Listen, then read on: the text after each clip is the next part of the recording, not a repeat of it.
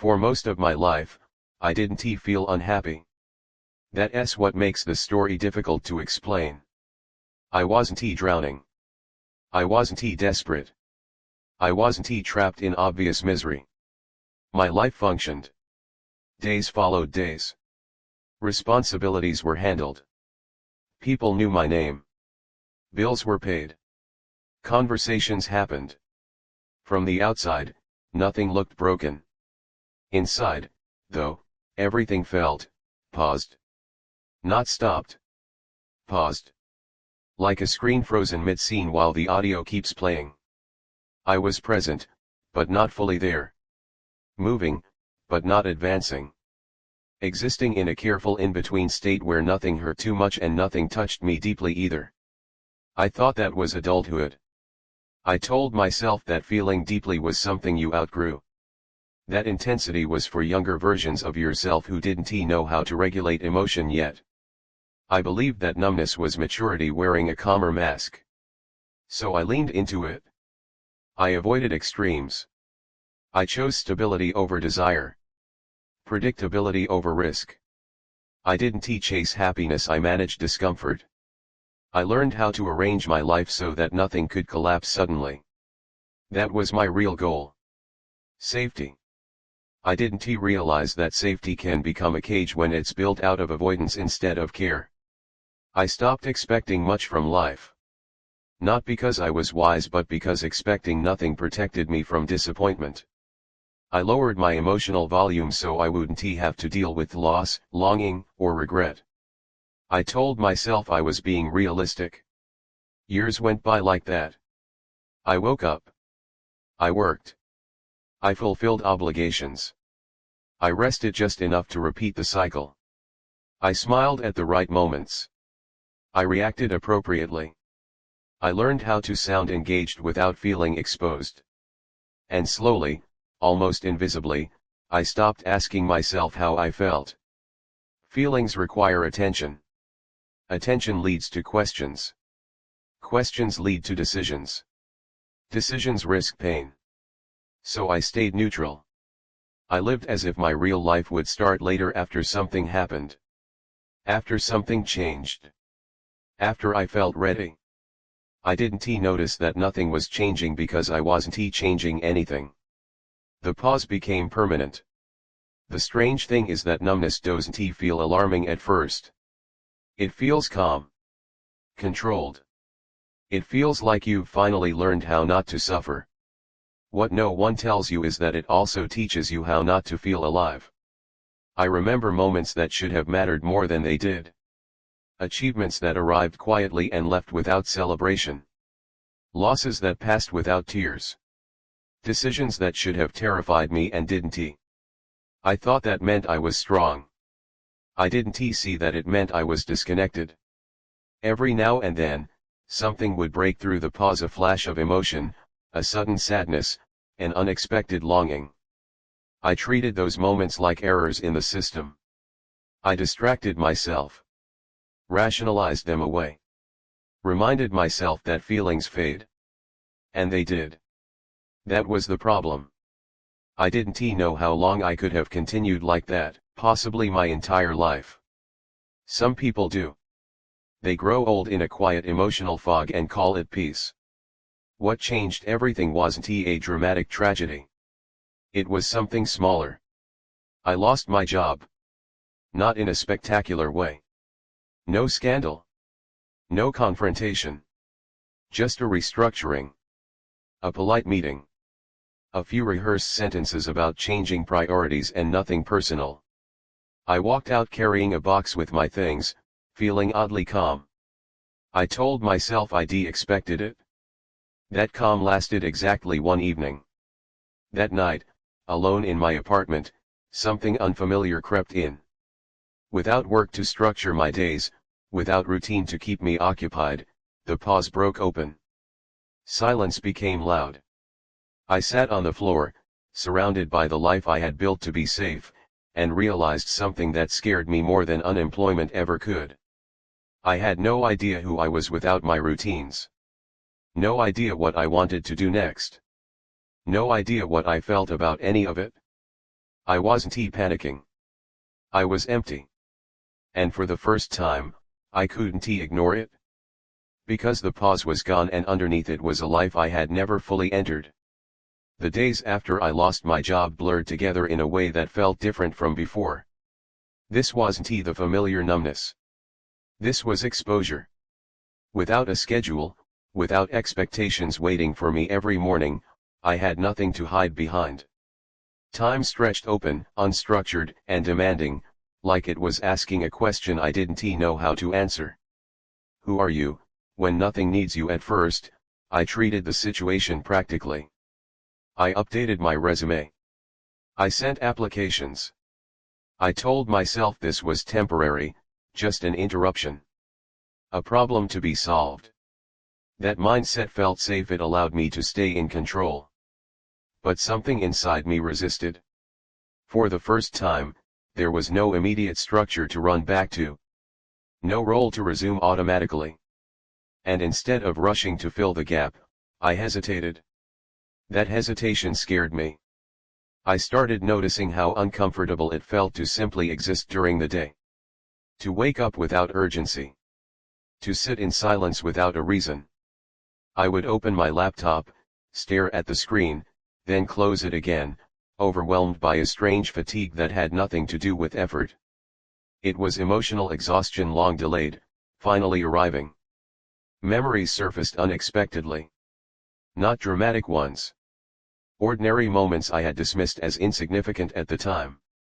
Times when I had felt a quiet pull towards something different, a conversation I didn't pursue, a risk I didn't take, a feeling I chose not to examine. Each memory carried the same realization: I had been present, but absent. Alive, but withheld. I began to understand that the pause I had lived in wasn't accidental. It had been a strategy. I had paused my life to avoid pain. Pain from wanting too much. Pain from choosing wrong. Pain from discovering that what I wanted might not be attainable. So instead of risking disappointment, I had settled for neutrality. That strategy had worked until it didn't. Now, with nothing distracting me, emotions I had postponed for years began to surface. Not all at once, but steadily. Regret arrived first, quiet and persistent. Not regret for specific failures, but for a pattern of avoidance that had shaped my entire adult life. I felt grief for a self I had never allowed to exist. That grief didn't explode. It sat with me, heavy and patient. It made simple things difficult. Cooking felt pointless. Conversations felt awkward. Even rest felt undeserved, as if I hadn't earned it without being productive. I realized how deeply my sense of worth had been tied to function. Without a role, I felt irrelevant. That terrified me. I had spent so many years trying not to feel pain that I had never learned how to sit with it. Now it was here, unavoidable, asking to be acknowledged. I tried to distract myself again. I filled my days with noise, videos, news, endless scrolling. But none of it worked for long.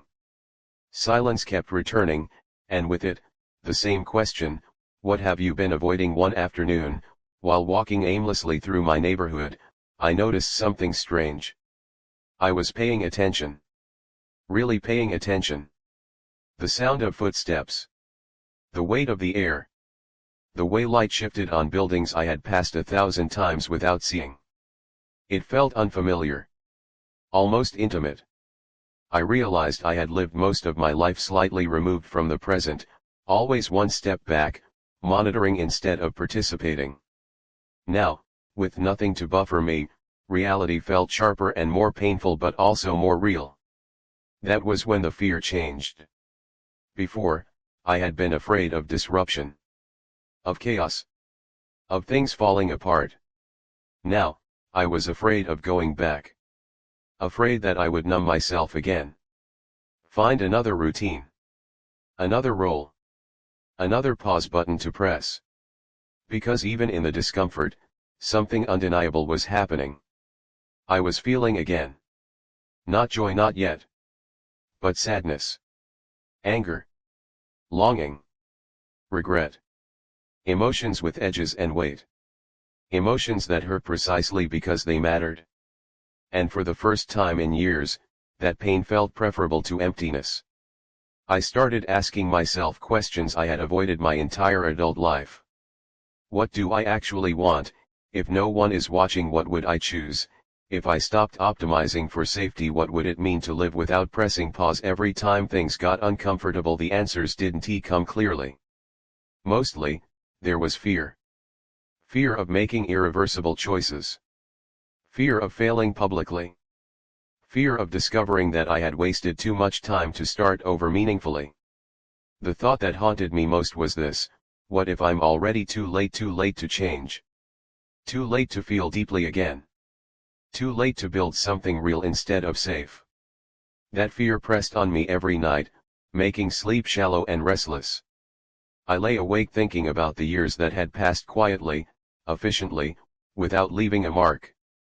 And yet, beneath that fear, something else stirred. A fragile sense of urgency, not panic, clarity. I began to see that staying numb was no longer an option. The pause had been broken. I could either retreat into it again, rebuilding my life exactly as before, or I could face the risk of living unpaused. That choice loomed over me, heavy and unavoidable. And for the first time, doing nothing felt like the most dangerous decision of all. The choice didn't arrive with confidence. It arrived with honesty. I admitted to myself that I didn't know what I was doing next, and that pretending otherwise had been the real pause all along. For years, I had delayed life until I felt ready. Now I understood something brutal and simple: readiness was the illusion I used to avoid risk. So I stopped waiting for it. Not in a dramatic way. I didn't reinvent myself overnight or chase a version of happiness I didn't understand. I started smaller. I started closer. I let myself feel without immediately fixing the feeling. I let questions stay unanswered without rushing to control them. I let days be imperfect without treating them like failures. That was harder than any disciplined routine I had ever followed. Without numbness, emotions came in waves. Some days I felt grief so sharp it left me breathless, grief for lost time, for muted years, for choices never made. Other days I felt anger at myself for hiding behind safety for so long. And sometimes, unexpectedly, I felt something gentle and unfamiliar. Presence. Not joy. Not optimism. Just presence. The sense that I was finally inside my own life instead of watching it from a distance. I didn't rush to replace my job. That felt radical, almost irresponsible. But I knew that rebuilding the same structure too quickly would put me back on pause.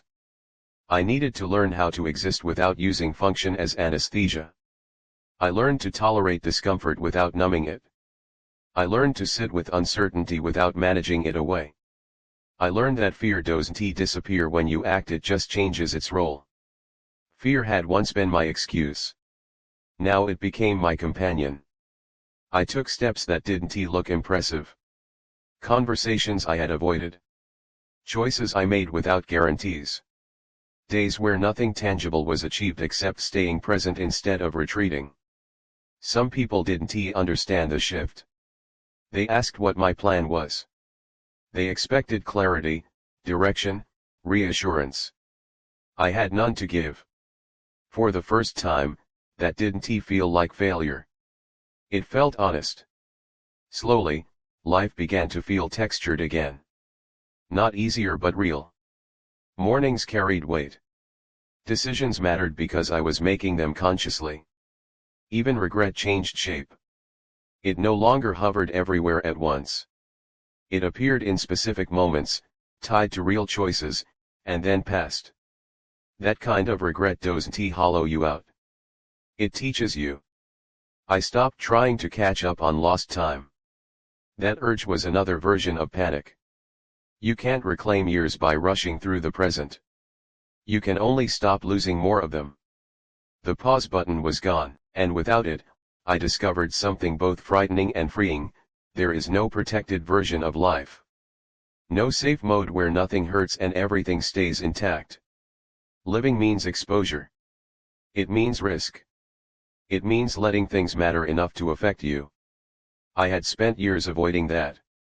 Now, even when I'm afraid, I don't press pause. Because I finally understand this, a life lived in safety can still be a life unlived. Numbness is not peace, it's avoidance with good manners. And waiting for life to begin is the fastest way to watch it pass. I didn't lose everything when my old life fell apart. I lost the illusion that I could keep living without fully showing up. And in its place, I gained something quieter, heavier, and infinitely more real. I gained my life unpaused, imperfect, uncertain. And even with the fear, even with the grief, even with the cost, it is worth it.